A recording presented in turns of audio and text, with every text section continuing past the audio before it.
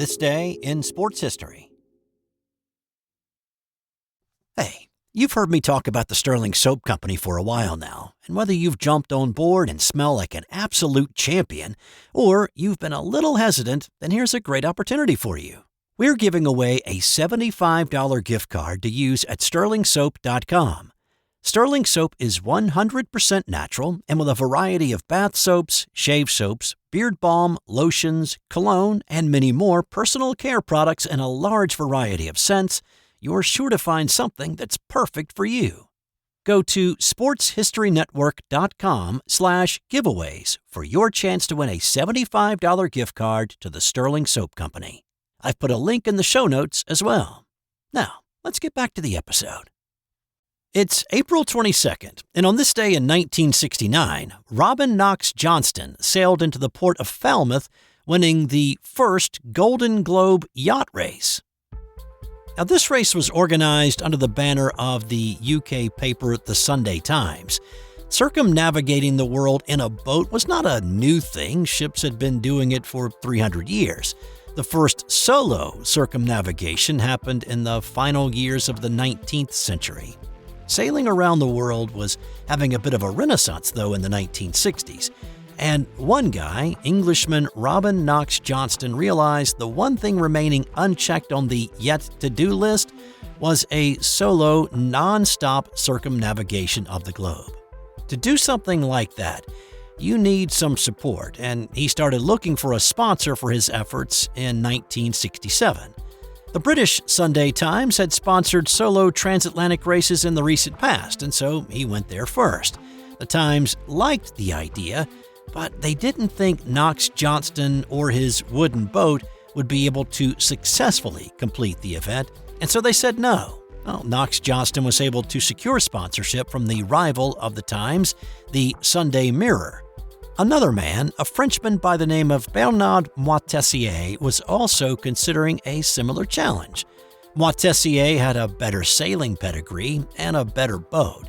There were a few others who were also pitching the idea around London and other places for a solo circumnavigation, and so the Sunday Times got an idea.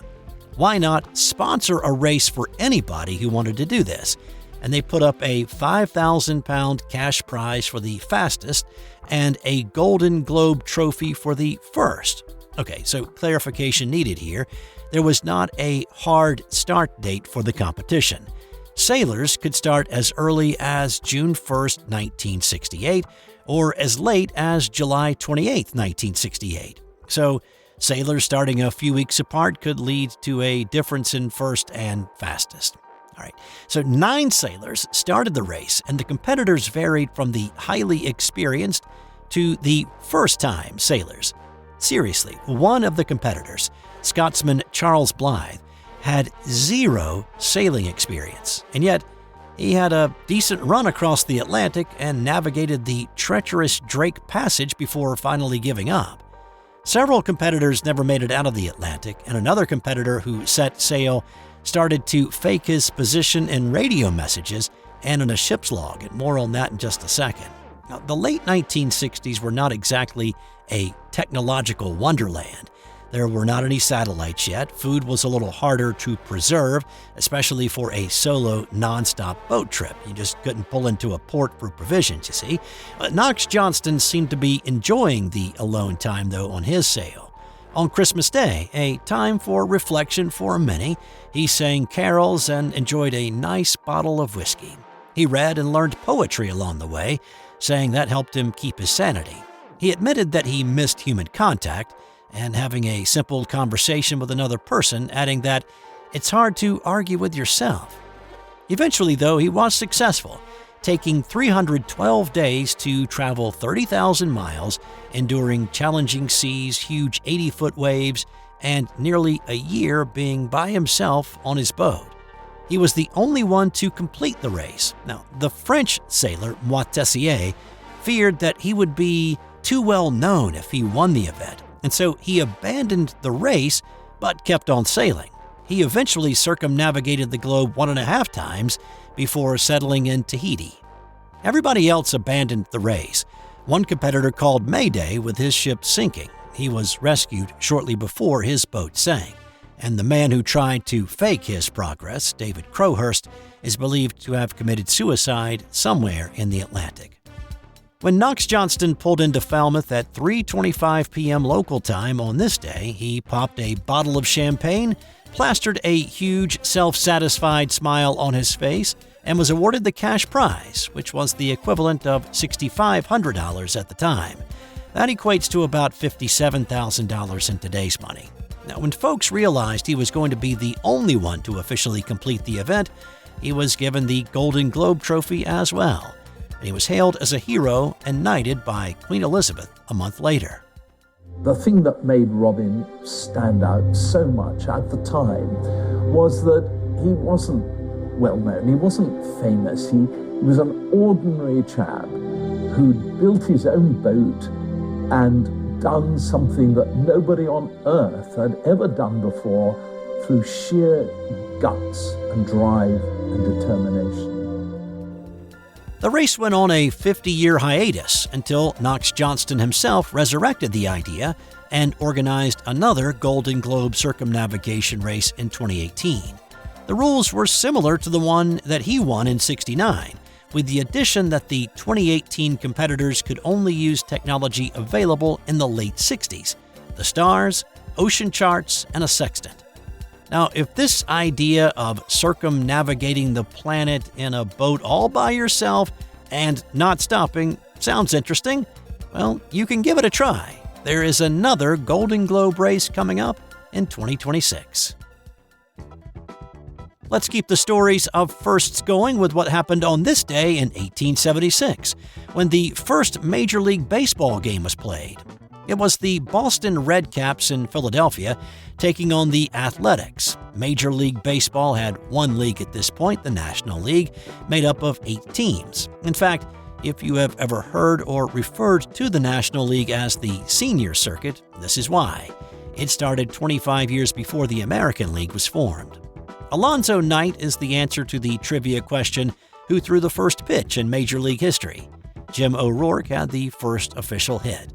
There were an estimated 3,000 fans at Athletic Park on this day, which at that time was located at the corner of 25th and Jefferson Streets. The game looked a bit different. First, the pitches were delivered from 45 feet instead of the now 60 feet 6 inches. Pitches were also delivered underhand. Well, they were supposed to, at least. That rule was broken fairly regularly. Instead of 4 balls to draw a walk, it took 9 balls, and prior to the pitcher delivering his pitch, the batter would specify either a high strike zone, which was waist to shoulders, or a low strike zone, waist to shins, and if a pitch was delivered outside of the hitter's preferred zone, that was called a ball. Well, this game lasted about 2 hours, and it had an exciting finish. The Red Caps, who would later become the Braves, trailed by a run entering the 9th, but plated 2 runs to win 6-5. The game was played in favorable weather, and I only bring that up because there were other games scheduled for this day, but they were not played due to poor weather conditions at the other parks. So there are some qualifiers here, though.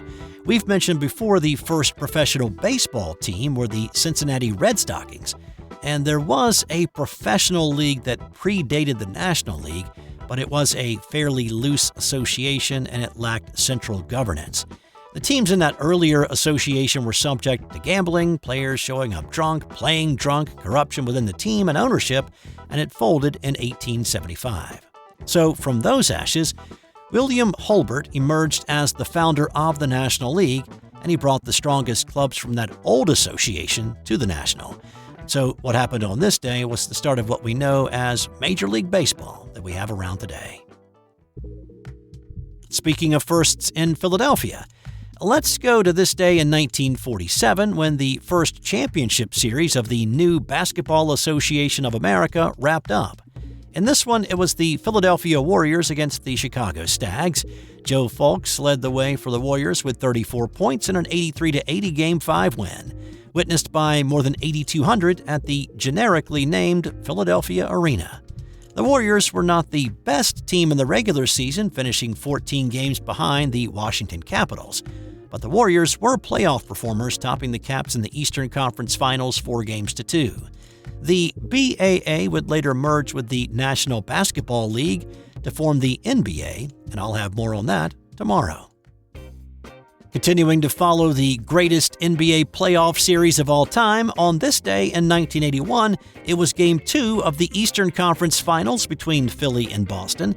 And as we talked about yesterday, the Sixers won Game 1 at the Garden after Andrew Toney hit a pair of free throws following a controversial foul call to win by a point. Well, in this one, this was the outlier of the series. Boston scored the first 8 points of the game. They built a 19-point lead by halftime by being super aggressive and getting the ball to Larry Legend whenever possible. 8 rebounds for Bird, 51-41, 10-point lead, biggest lead tonight. Hey, Larry Bird! Did he lay a fake on Jay that time? 18 points for the Birdman. He is 8 of 9 from the field. Bird led the Celtics in scoring again with 34 points in this one. Kevin McHale came off the bench to score 20, and the Chief, Robert Parrish, had 17. Most of the 76ers were quiet on this night, except for the Boston Strangler, Andrew Toney, who led all scorers with 35. The Celtics won Game 2, 118-99. The 19-point spread was the largest margin of victory in this series. Game 3 went to Philly, and we'll talk about that one on the 24th. If you've ever seen the 1979 movie Breaking Away, then you should remember the Little 500 bicycle race on the Indiana University campus. So it is a real thing that started back in 1951, and it is a 200-mile, 4-person relay race. Well, on this day in 1988, it was the first time that women were actually allowed to participate. So 9 years after the movie previewed, 31 women's teams qualified and competed in 1988, with an all-freshman team winning it. On this day in 1982, the Atlanta Braves lost for the first time after starting the season with 13 straight wins. The Cincinnati Reds beat Atlanta 2-1 to put an end to the streak. The 13 straight wins to start the season bested the previous mark of 11 straight wins in '81 by the Oakland A's. The Braves' win streak was equaled by the '87 Milwaukee Brewers and the 2023 Tampa Bay Rays, but it has not been bested. And hot starts don't lead to success at the end of the season either. The '82 Braves lost in the NLCS, the '87 Brewers didn't even make the postseason, and the '23 Rays got bounced in the AL wildcard. And on this day in 2003, Patrick Waugh played the final game of his illustrious 19-year career. Waugh played 11 seasons with Montreal and 8 with Colorado, and he made the butterfly style popular with other goalies around the league. Unfortunately, Waugh's career ended in a Game 7 overtime loss to the Minnesota Wild in the first round of the Stanley Cup playoffs. He officially announced his retirement a month later.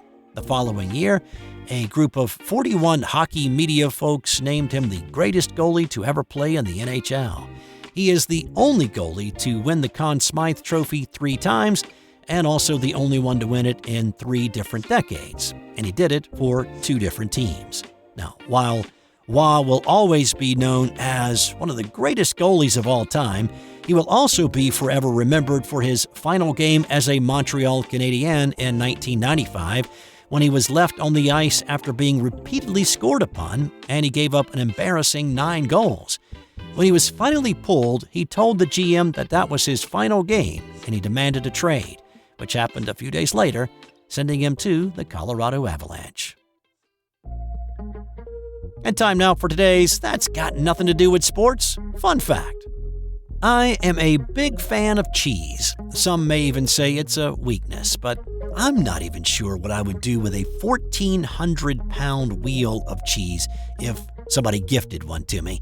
It seems that America's 7th president, though, Andrew Jackson, was also a bit baffled about what to do with a cheese hoop that large that he'd received as a present from the state of New York.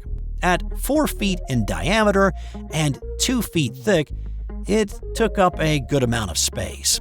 But Jackson kept it around in the White House for 2 years until 1835, when he finally had the bright idea to, have a party and serve some cheese. On the day of the big cheese party, Washington shut down and people flocked to the White House.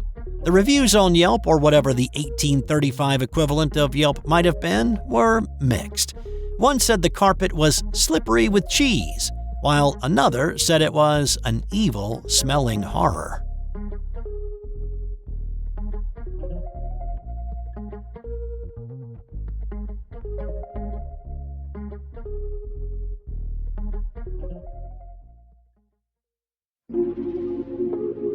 This has been an original Thrive Suite production.